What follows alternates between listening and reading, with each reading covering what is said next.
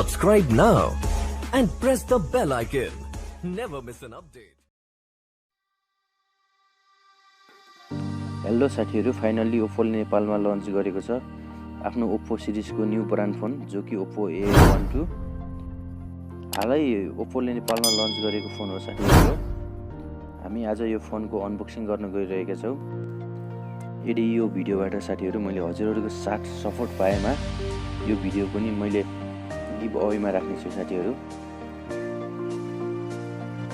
भोलि Vivo Y90 को give away को रिजल्ट आउँदै छ।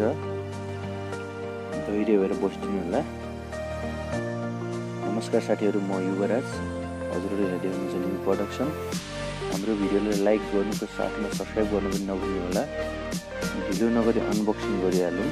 आउनुहोस् साथीहरु, यो फोनको कुरा गर्नु पर्दा एकदमै अट्र्याक्टिभ छ साथीहरु यो फोन। के छ हामी यहाँ हेर्न छौं। ओप्पोले के राखेको छ। ओप्पोको तर्फबाट आउने क्यामेरा कुराहरू हजुरहरूले भिडियोमा हेर्न सक्नुहुनेछ। इन्जेक्टर पिन, यो वारेन्टी कार्ड र तल हामी देख्न सक्छौं सिलिकन केस। ओप्पोले यहाँ सिलिकन केस पनि दिएको छ साथीहरु। यहाँ हामीले हाम्रो स्मार्टफोन देख्न सक्छौं। तल केस आउनु चार्जर दिएको छ ओप्पोले, फास्ट चार्जिङ। ओप्पोको तर्फबाट आउने फास्ट चार्जिङ दिएको छ साथीहरु। केबल चार्जर,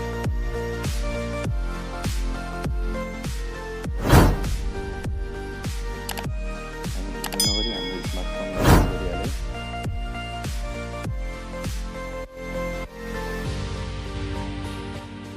यो फोनको डिस्प्लेको साइजको कुरा गर्नुपर्दा साथीहरु 6.22 इन्च रहेको छ। रेजोल्युसनको कुरा गर्नुपर्दा 720x1520 पिक्सल 19.9 रेशियोमा रहेको छ साथीहरु। यो फोनको बडी डाइमेन्सनको कुरा गर्नुपर्दा 155.9 x 75.5 x 8.3 mm रहेको छ। यसको वेटको कुरा गर्नुपर्दा 165 ग्राम रहेको छ। यो फोनको बडी बिल्डको कुरा गर्नुपर्दा साथीहरु glass front, plastic back, plastic frame रहेको छ। यो फोनको प्लेटफर्मको कुरा गर्नुपर्दा साथीहरु OS version Android 9 मा रहेको छ। यो फोनको CPU को कुरा गर्नुपर्दा जो कि 4x3.35 GHz Cortex A53 र 4x1.8 GHz Cortex A53 मा रहेको छ साथीहरु।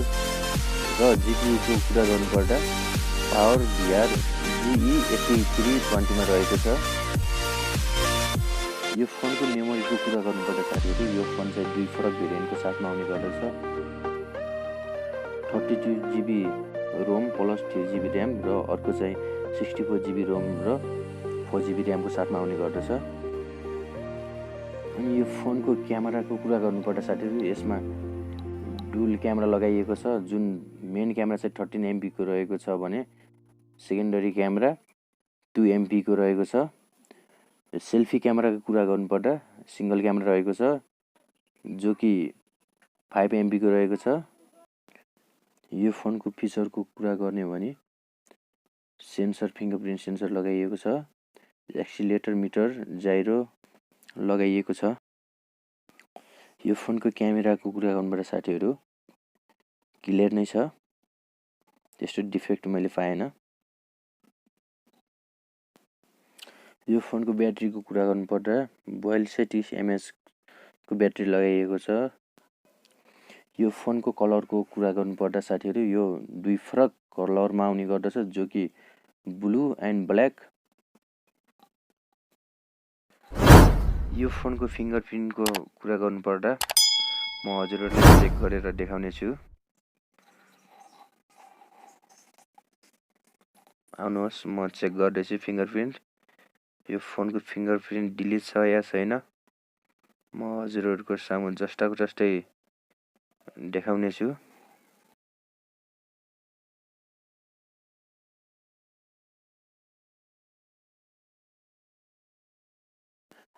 यो फोनको फिङ्गरप्रिन्ट चाहिँ धेरै नै फास्ट छ।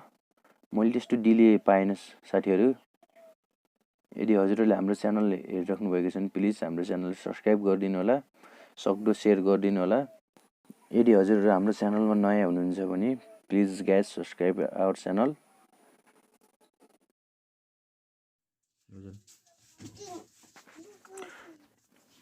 यो फोनको नेटवर्कको कुरा गर्नुपर्दा यसमा ड्युल सिम लाग्ने गर्दछ, जो कि नानो सिम र एउटा एसडी कार्ड पनि लाग्ने गर्दछ।